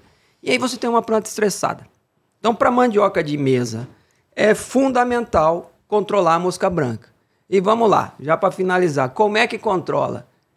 Controle biológico, cara, é o mais eficiente. Eu estou falando que eu controlei biológico 100% das pragas na Bahia em área grande, né? A mandioca tem isso. A gente consegue fazer 100% do controle de praga biológica. Você tem de cabeça aí o preço do produto? Quanto que ficaria esse custo por hectare? O custo eu não tenho, mas eu tenho o nome do produto. E o preço, só para eu ter uma noção. Porque o produtor que está assistindo, ele fala assim, poxa, eu não sei se eu vou ter recursos financeiros para comprar esse produto. Porque o biológico, a gente sabe que ele é um pouquinho, geralmente, mais caro, né? Que um químico. Mas é incomparável. Quando a gente trouxe... Porque a questão da mosca branca foi uma demanda. A gente teve um dia de campo em 2024, né? Ali no Cepaer, trouxemos aí 250 produtores de mandioca e a gente abordou justamente esse problema. Trouxemos o Dr. Rudinei, colega da Embrapa, para falar de mosca branca. Eu liguei para ele e falei, Rudinei, você tem que vir aqui falar de mosca branca para a gente, porque é um problemão, e você vai falar só de mosca branca. E aí ele começou um trabalho que a gente mantém com os nossos técnicos, né? É o seguinte, ele chegou, para controlar a mosca branca é assim, e deu a receita. E os técnicos estavam lá no dia de campo. Hoje, o controle de mosca branca nos assentamentos é biológico. A gente já tem no Santa Mônica, a gente já tem em Sidrolândia, nas agroindústrias fazendo... Pode falar o produto qualquer. Você tem Bovéria bassiana, né? E Isaria fumosorrósea. São 2 fungos entomopatogênicos, né? Doença de inseto, que a gente pulveriza na lavoura. E a gente sempre alterna um e outro, né? E o importante, pessoal, que não é um produto químico. Esse que é a grande sacada desse produto. Não tem efeito no ambiente nem no aplicador, né? Isso é muito importante para as roças pequenas de mandioca de mesa, em que a pulverização é costal, né? Perfeito. Cleiton, e aí? Realmente, a mosca branca ela é levada a sério na mandioca de indústria também. A mosca branca é a segunda praga-chave mais importante da cultura, após o mandaruvá, conhecido popularmente como mandruvá, né? E a gente leva a sério o controle.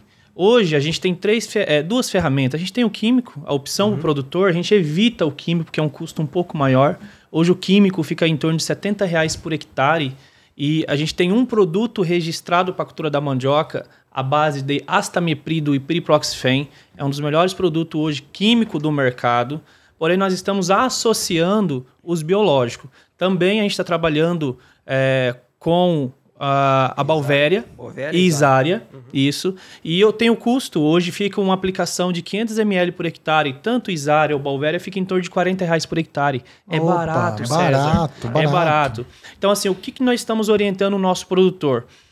Chegando no mês de outubro, novembro, começa as infestações de mandaruvá nas nossas áreas. E o produtor entra com baculovírus, entra com produtos fisiológicos. Pessoal, BT também, bacilos thuringiensis tem os BT. também. Cuidem com a aplicação dos famosos piretroides. Tá? Se puder, eliminem. Né? Não utilizem os famosos piretroides. A exemplo de produto, o doutor ele vai perguntar, né? Mas qual o produto? Não vamos utilizar a famosa cipermetrina, não vamos utilizar o famoso lambda-celotrina. São produtos piretroides que exterminam todos os inimigos naturais. Cleito, o pessoal lá, o produtor que estiver assistindo, ele não vai saber por esse nome que você falou aí. Mas o pessoal é acostumado a colocar o barragem. Você já ouviu falar no barragem? Sim. Então, é o que eles usam lá. Tomar cuidado, produto que não tem registro. Exatamente isso que você está falando. Primeiro já não tem registro e elimina todos os inimigos naturais. Então, o que nós estamos recomendando? Já pega a dica aí, pessoal. Quando iniciar o ataque de mandaruvá, agora, final do ano, outubro, novembro, já entra com o biológico, que você não vai nem precisar utilizar o químico, a base de acetamiprid e piriproxfen que eu citei. Coloca lá 500 ml de Balvéria. Uma curiosidade interessante. Cleito, mas qual que eu utilizo? Balvéria ou Isária? Se tiver um período chuvoso, entra com Balvéria. Ele vai se desenvolver muito melhor na planta mandioca e vai estar ali o fungo para estar eliminando qualquer incidência de mosca branca na forma de ninfa, tá? Ele vai se desenvolver ali e vai atacar as ninfas. Mas tem pouca chuva, ficando 20 dias aí um veranico, vai com Isária. É outro fungo que se desenvolve. Então, alterna. Eu preciso fazer 3 aplicações para mandaruvá. Já coloca. O biológico junto, porque o maior ataque sem controle da mosca branca é a partir de janeiro, fevereiro. E um grande problema, doutor Eduardo, é a fumagina. Realmente... Não pode chegar aí. Não pode deixar, porque realmente a mosca branca ela faz essa sucção, né? E esse roinidil dela vai se proliferando ali nas folhas do bacheiro e o ambiente é cheio de fungos. Um dos fungos que causa dano é a fumagina. Tá? Até brinco com o meu produtor, a fumagina está sufocando a planta mandioca. Ela não tem uma boa... processo fotossintético e realmente esses açúcares que teriam que descer para a raiz para fazer ATP e virar grânulo de amido já não ocorre. Eu fiz um teste o ano passado, uma área de mandioca com fumagina, com ataque de mosca branca e outra sem, onde o produtor entrou com controle. César, me deu 50 gramas de amido a menos. Barbaridade. É muita coisa. Você pega aí a 92 centavos, transforma. É muito dinheiro. Então, e por um custo de R$40 por aplicação. Então, pessoal, mosca branca, temos que eliminar. Não podemos deixar essa praga se desenvolver nas nossas áreas. Eu vejo que as perguntas do César é a visão do extensionista, né? Ele precisa da solução. Então, pegando aqui o que eu falei, o que o Cleiton falou, é o seguinte: mosca branca vai aparecer na sua lavoura. O agricultor precisa saber disso.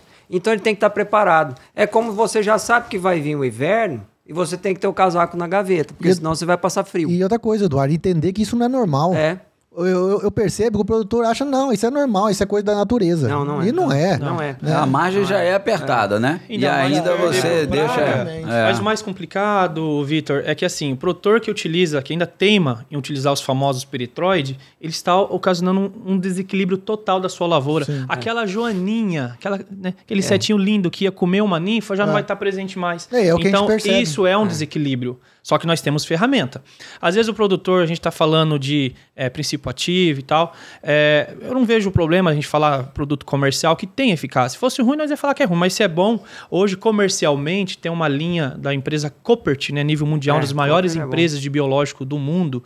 Na linha da Balvéria tem o Boveril, ok?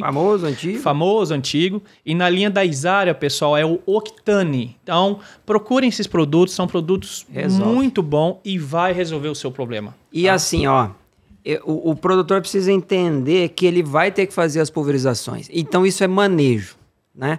A partir do momento que ele bota o químico, ele quebra uma cadeia de inimigos naturais e a mosca branca se torna um problema maior do que seria.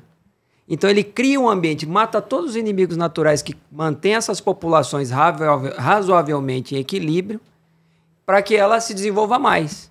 Então, é em último caso o controle químico. Então, você entra com o controle do mandaruvá logo no início, biológico também. pode ser o baculovírus, pode ser BT, né? Perfeito, isso aí. Bacillus thuringiensis. Aí já entra misturando a primeira aplicação para mosca branca. E aí bom. isso vai ter um efeito residual. Aí quando a população de mosca subir de novo, você vai entrar de novo com o biológico. E a população de inimigos naturais continua ali. Sim. Né? Lá no fim do ciclo, se você não conseguiu controlar, você ainda tem a possibilidade de usar o químico. Mas é só no final. Tem um vídeo aí que você de uma questão que você mandou da Ivete, né? Da quilombola, né? Não quer colocar ele? Pode pôr, vamos colocar aí. A gente já vai caminhando no tempo aí. É por isso, pessoal, que a gente tem que compartilhar esse vídeo. Olha o tanto de informação legal pra gente, extensionista, compartilhar com o nosso produtor, né? E, de repente, ali num grupo de produtores de mandioca, a gente fazer uma reunião e fazer esses tratos, né, culturais tão importantes juntamente aí com o produtor. Quer apresentar a Dona Ivete? Dona Ivete, ela é a presidente da associação hoje em dia dos quilombolas. Apesar dela ser branca, né? Mas hoje ela que está à frente ali, que ela veio com umas ideias legais e os quilombolas falam, e grande parte dessa turma aí, eles já são mais idosos, sabe? Então ela veio com ideias novas e eles falam assim, legal, vai lá. Representa a gente aí. E hoje ela é nossa representante lá da comunidade quilombola da Furna dos Baianos de Aquidauana. Meu nome é Ivete, eu sou a atual presidente aqui da comunidade quilombola Furna dos Baianos. Nós somos uma comunidade tradicional pela nossa fabricação de farinha, nossa farinha é muito conceituada na região e a gente faz a farinha com a mandioca de mesa mesmo, né? Só que ultimamente, infelizmente também, a gente está tendo uma produção muito pequena de mandioca, já faz 1 ano e meio que a gente não faz farinha por falta da matéria-prima. E a gente planta a mandioca de mesa mesmo, né? Então eu gostaria de saber se vocês possuem uma rama diferenciada, né? Que não sofra tanto com o ataque dos bichos, porque o principal problema aqui da nossa produção ter caído muito foi o ataque dos porcos selvagens, né? E a gente não tem como lidar com essa situação, de forma que a gente consiga produzir bastante. Então, se vocês tiverem uma mandioca, uma qualidade de mandioca que seja menos atrativa para os porcos, eu gostaria de saber se é possível a gente fazer uma parceria para que melhorem as nossas condições aqui e a gente não perca tanto da forma que vimos perdendo ultimamente. Bom, desafio. Tem mais uma foto aí. Pode ir passando a foto aí aí, ó. O forno de farinha. É. Uhum. Olha lá, é assim que faz farinha, ó. Isso é mandioca ralada, prensada, né? E põe no forno para secar e torrar. E aí você tem um produto que vai à mesa, né? A prensa aí, ó. Isso é uma prensa. Olha lá, tá prensando lá. Ó. É lá da Furnas? Isso. Beleza. A Furnas é um lugar maravilhoso. É um lugar, inclusive, que o turismo está descobrindo lá, porque é uma região muito bonita mesmo. Olha lá. A farinha. Aí, ó, que beleza. Pode passar. Esse é o seu Sebastião, que é o antigo presidente. Já foi presidente lá.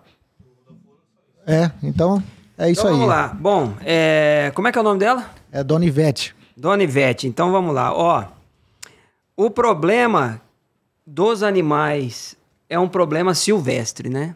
Então, como é que a gente vai resolver isso? Só tem 2 formas. Ou a gente cerca, né? Ou a gente tenta trabalhar, a gente não sabe se vai funcionar, com variedades de mandioca que sejam menos atrativas. Quem são as menos atrativas? A gente falou, as mandiocas bravas, as mandiocas amargas. E serve para fazer farinha. Que serve para fazer farinha. A farinha de mandioca de mesa é a melhor que tem. Você entendeu? Então, Eduardo, porém, para fazer farinha não precisa ser mandioca de então mesa. Você acha que ela conseguia essa variedade? Coloca a mandioca brava lá, o porco não vai. É uma hipótese, César. Ou será que na hora que ele morder ele vai sentir... O ataque é certeza, menor. A gente utiliza também, doutor Eduardo, essa tática para as mandioca de indústria. Nós temos produtores que plantam próximo que tem as reservas, que é a área agrícola. Temos esse problema. Então, o que a gente faz em áreas aí de 25 até 30 hectares? O produtor tem que investir ali 2, 3 mil reais, colocando 2 fios de choque, ajuda, e o plantio de cultivar brava. Hoje a cultivar, Dona Ivete, que eu recomendaria para estar colocando, só que precisa entender, Dona Ivete, e falar. o seu tipo de solo, porque hoje o posicionamento de cultivar é para o tipo de solo e aptidão. Né? Ah, é para farinha, para colher com ciclo ou 2 ciclos. Seria olho junto. Né? Olho junto é uma cultivar brava. E aí, consegue essa Consegue, rama? temos produtores na região que tem a olho junto. E se precisar comprar... Indico o produtor. A gente consegue. Isso é importante. Fala com o Cleiton. Fala com a gente. Já pensando em áreas que não tem problema com porco, né? Pensando em cultivares mais produtivas, até vou fazer um aspa aqui, pessoal, que é um dos primeiros fatores de manejo que eu identifiquei na minha dissertação do mestrado que impacta na lacuna de produtividade. Cultivar. Então, hoje o produtor ele tem que cuidar muito com a cultivar, ou seja, a variedade que ele vai estar colocando nessa área, aquela variedade vai se desenvolver no meu solo ou não. O que eu preciso analisar?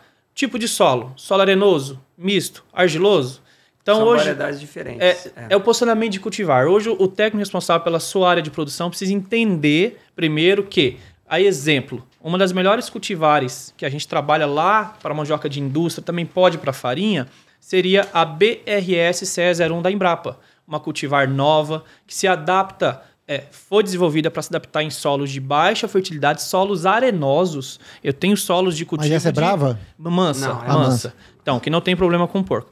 Eu tenho solos de 8, 10, 12 de argila, que essa cultivar se desenvolve muito bem. Então, o primeiro fator que nós começamos lá atrás a falar em fator de manejo é cultivar. Então, precisamos do posicionamento de um cultivar pensando em sistema de manejo. Pessoal, assim, a gente já está caminhando por fim. Aqui é sempre assim. A gente acha que vai dar tempo e nunca dá tempo de falar tudo. Quando começa a esquentar o assunto... Mas isso sempre acontece.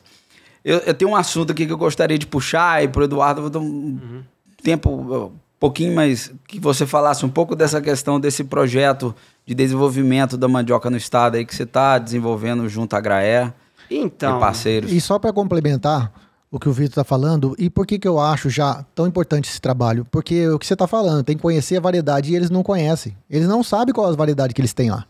E aproveitar, você faz suas considerações finais no final dessa explicação, porque aí eu já passo para ele. Tá por favor. Então vamos lá, a gente tem um projeto que foi desenvolvido em parceria com a iniciativa privada. Pode pôr as fotos lá da aldeia. O Cleiton faz parte. Como é que chama o projeto? Maniva MS. Maniva MS. Então, ó, isso aí é lá em Cidrolândia, né? Mas vamos lá para o Maniva MS. O Maniva MS é um projeto em parceria com a Embrapa. Tem 2 Embrapas no projeto, a Agraer e Copasul. Então, são 2 empresas públicas e uma empresa privada, uma cooperativa.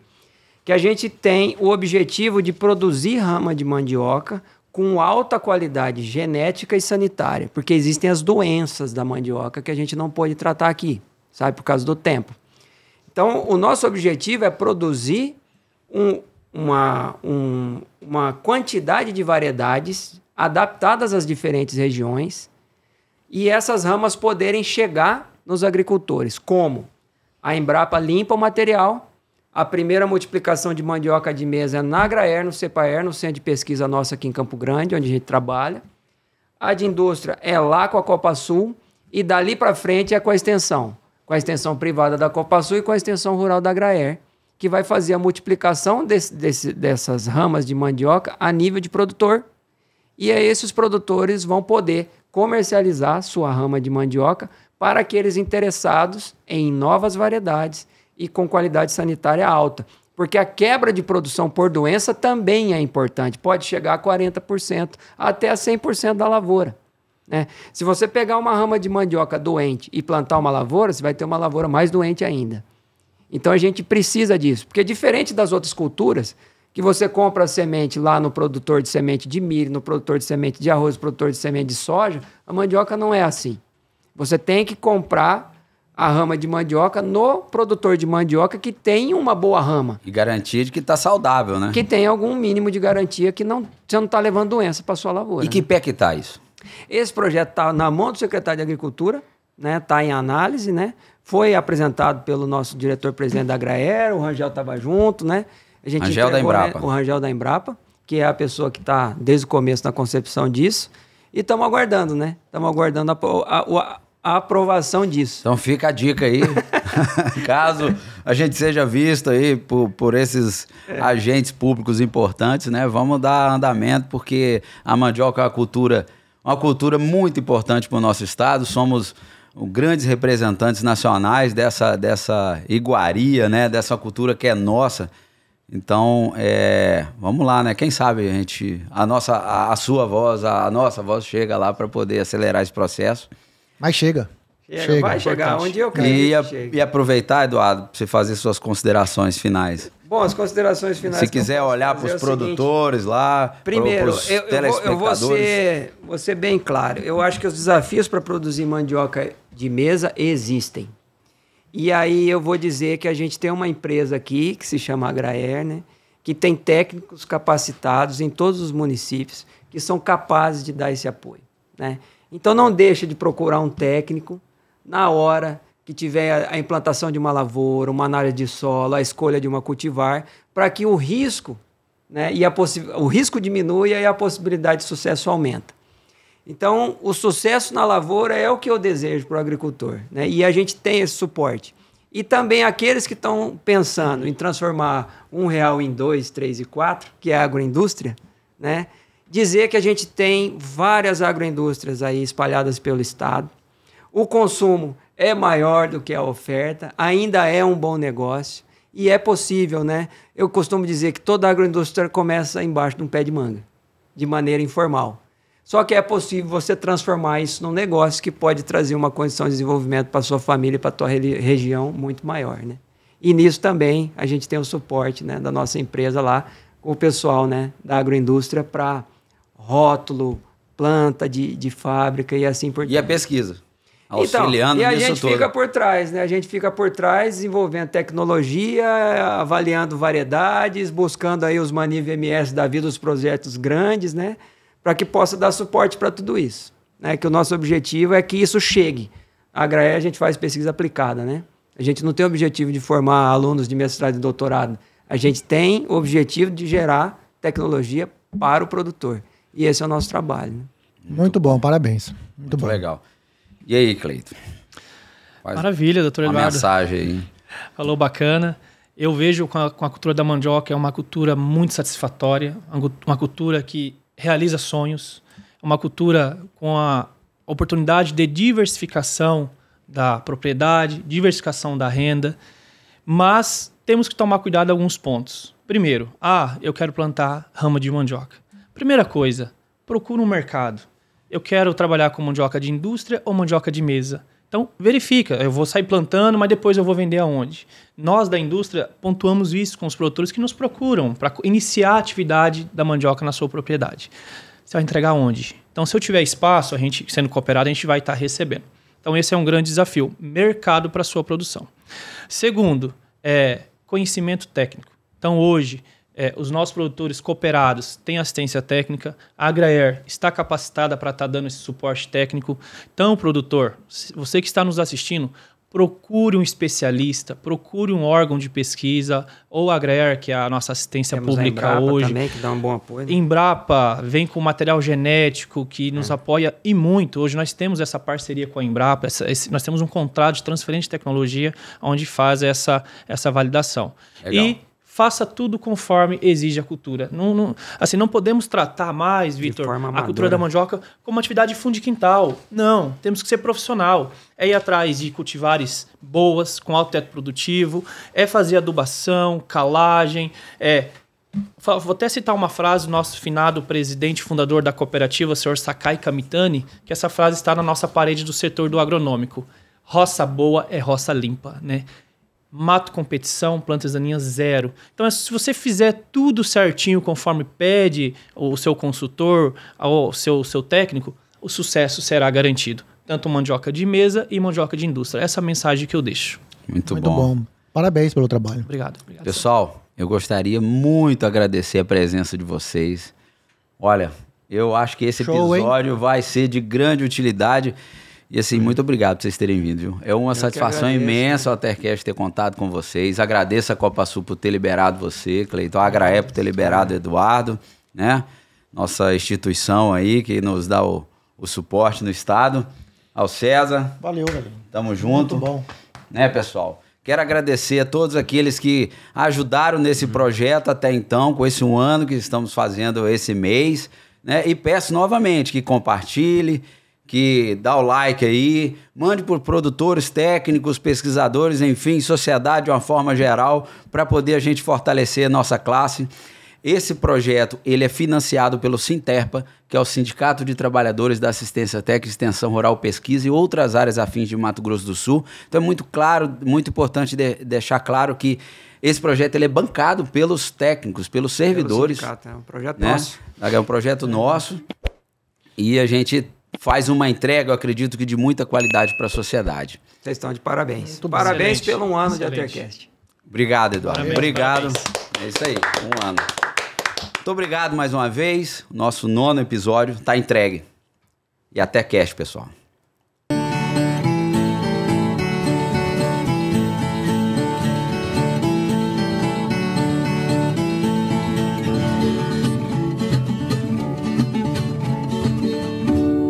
Está começando o Atercast, uma realização do Sindicato dos Trabalhadores em Instituições de Extensão Rural, Pesquisa, Assistência Técnica, Serviços Agropecuários e Afins de Mato Grosso do Sul.